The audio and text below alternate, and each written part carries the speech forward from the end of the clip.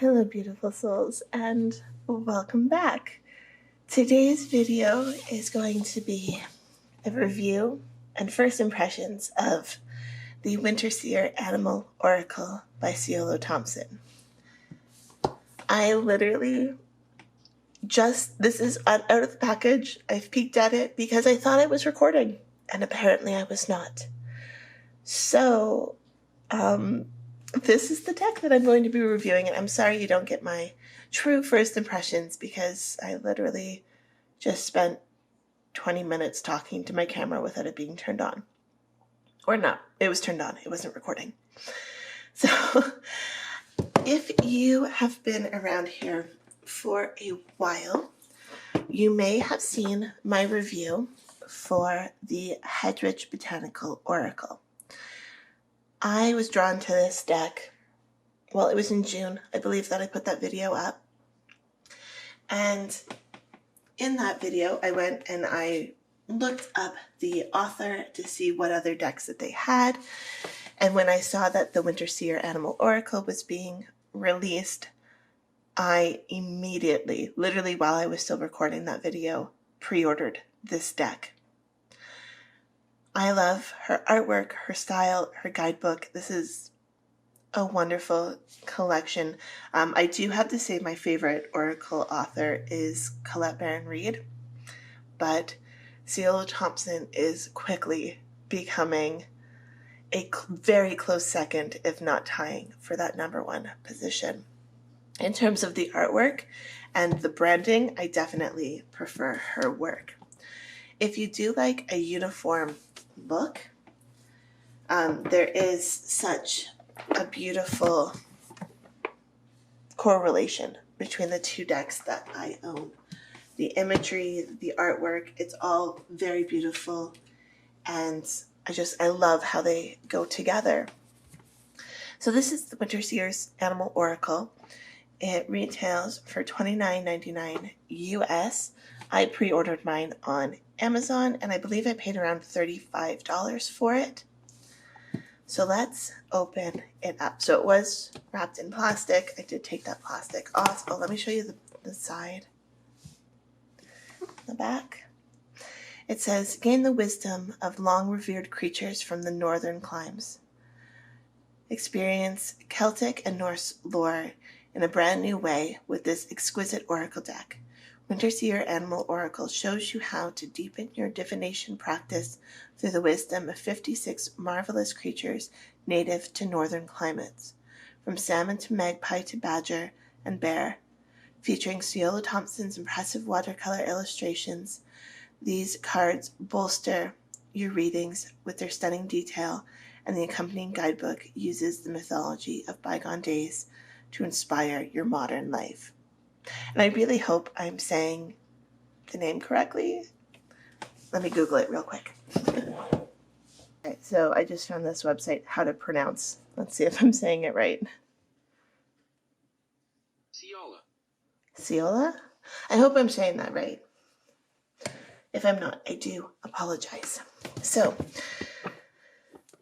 this deck is so beautiful. We have this beautiful bird on the inside. I at first thought it was a chickadee, but it is apparently a wagtail, which is not a bird that I am familiar with, not one that we have here. The cards were packaged with just a very simple clear band, which I like. I'm not a fan of excess packaging. It doesn't need to be there. And on the bottom, we have a little magpie. My dog was actually tormented by a magpie. It kept yapping at him as he walked by. So here we have the cards. One thing I do like about these oracle cards is that they are the size of a typical tarot card. So if you are, say, familiar with the Wildwood Tarot, they are almost the same size as that, which is similar to a typical Rider Tarot. Both of her cards are this size. Both of the decks that I have, at least. I like these because I do have smaller hands, and I find this size easy to shuffle. The cardstock it's nice and firm, but it's still quite flexible. I feel like it is the same cardstock as this deck, and this deck, as I've used it, has softened up quite a bit, but you can still see that they're in perfect condition. So nice and firm, but seems to pass the test of time for me as well. Again, I've been using those for about 4 or 5 months now. I don't actually do many videos with them, but I use them a lot in my personal practice. The cards shuffle really well. They are, I wouldn't say they're glossy, like they're not a high gloss. Oh, that is hilarious. That is the snail. I'll tell you why that's hilarious in a moment. They're not a high gloss, but they're not matte either. Like they definitely have a sheen to them, if you can see that. So the reason the snail's hilarious is that my first attempt to film this, the snail is also what jumped out. So clearly the snail wants to talk to you today. Oh, and there's that wagtail from the inside. So I'm going to show you just a few of the cards. I don't like to show the entire deck because, well, 1, because of copyright, and 2, because I like to be surprised. I don't like to look at every single card when I get a deck. Even when I wasn't doing reviews, when I was just buying them for my own personal pleasure, I don't look through every single card. There are decks that I have that I probably have not seen every single card that is contained within, and I enjoy the surprise when I have something new. Even for a deck I've been using for over a year, sometimes I find something new. So I don't want to ruin that surprise, and I feel like a handful of cards will give you a good overview of her style and how beautiful these cards are, because they are so absolutely beautiful.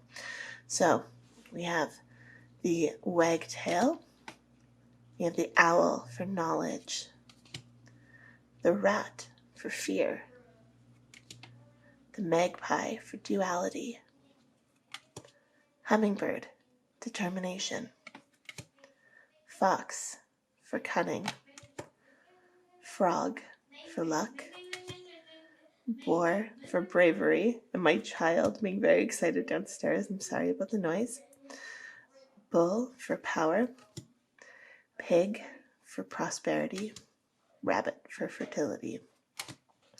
I absolutely love these cards. I love the use of watercolor and ink work. It is very much a style of art that I have wanted to get into. I am not very good at watercolor. I am more of an acrylic or an oil painter, but watercolor has always fascinated me. I've dabbled a little bit with watercolor and with ink, but there's so much more to explore, and I feel like these cards are inspiring me to explore more. The rooster. There's the raven for death, which is the one that is on the cover of the box. So let's look through the guidebook. One thing I love about her decks is the guidebook. They are beautiful and so very inspiring. There are some guidebooks that I am not compelled to read at all, but these I actually sit down and I read. I read like a book for enjoyment. So we have the owl on the cover. On the back, it says, "Find comfort, enjoyment, and focus with help from animal spirits." For thousands of years, animals have functioned as archetypes, guides, and personification of deities. Now, Winterseer Animal Oracle honors the wisdom of these creatures through 56 unique voices, from eagle and wren to squirrel and stag. Drawing on Celtic and Norse stories and traditions, this deck helps you reconnect to nature and its spirits. The falcon urges you towards clear sight and analysis. The boar speaks of bravery, and the doe counsels caution. Winterseer Animal Companion walks you through each card, introducing you to the facts, folktales, and lore associated with that animal. Through breathtaking artwork and thoughtful analysis, Siolo Thompson guides your spiritual journey and practice. And look at how beautiful this guidebook is. So we have the introduction, we have a chapter on using the deck, and then the card meanings, conclusion, and acknowledgements.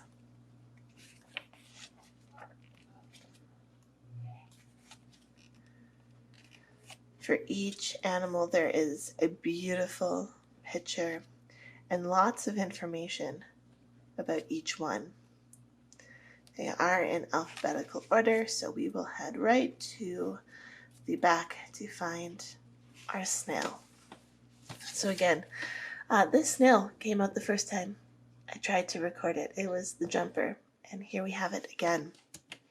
So the snail, keywords: slow, steadiness, protection, industry, subconscious, dreams, and inspiration.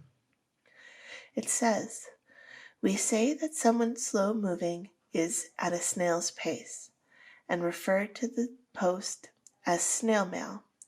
The snail is used metaphorically to refer to action without haste and is often associated with laziness. Despite their association with indolence, any gardener can attest that snails are industrious little creatures who can quickly decimate any vegetable patch. The evidence of their nightly efforts can be seen in slime trails they leave, elaborate maps of their often surprising travels. These snails are seen by some as having divinatory potential. Indeed, the snail is associated in many ways with the subconscious and the unseen realm. The spiral of their shell is a symbol of the great cycle of life, death, and rebirth, and it connects this creature to the divine feminine and the moon. Snails move at night and close to the ground through the understory of the world. So then it has a section for in a reading. The snail reminds us to take our time. In general, haste does not lead to efficiency or excellence. Many adages reinforce this principle. For example, the Special Forces slogan, slow is smooth, smooth is fast. The snail encourages us to pay close attention to detail and to attend to the small and hidden parts of things. The industry and pace of the snail is an apt metaphor for getting things done at a slow and steady pace. The snail, with its spiral shell and nocturnal habits, is an emissary of the night and subconscious. They remind us of the value of intuition, dreams, and creativity. The snail is a useful guide for sensitive and artistic people who feel they must move through this world inside a shell. The snail reminds you that it is okay to protect your spiritual and artistic gifts and to shield your sensitive nature from the harsh elements of public scrutiny or social interaction. The same attributes that make you vulnerable can often be your greatest strengths. Your sensitivity and intuition can be a great source of inspiration and give your life value and meaning. Don't let yourself be rushed into things or pressured to participate in ways that are at odds with your nature. Remember that the snail travels at night when the elements are aligned with its nature. In the harsh light of the sun, snails would quickly die without their shells. Find ways to align your movements in the outside world with your inner nature.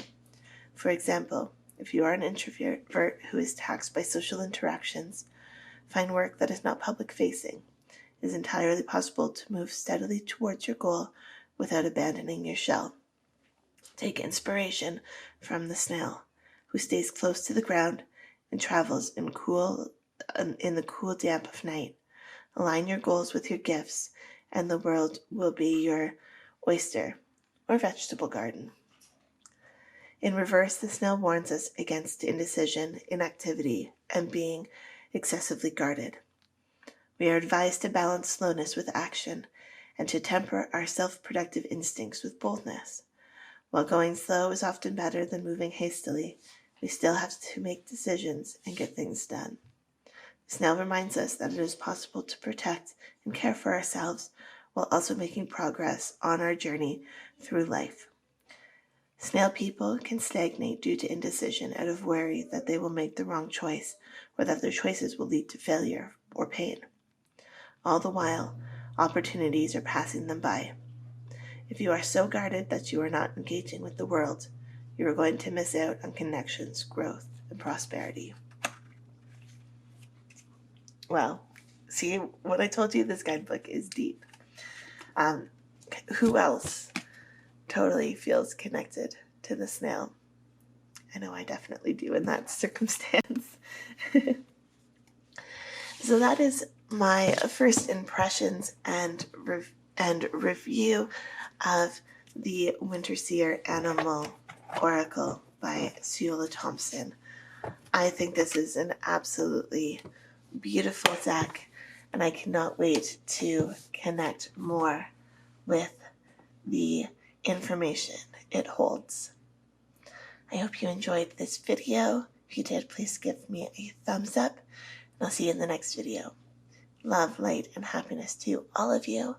Have a fantastic day. Bye.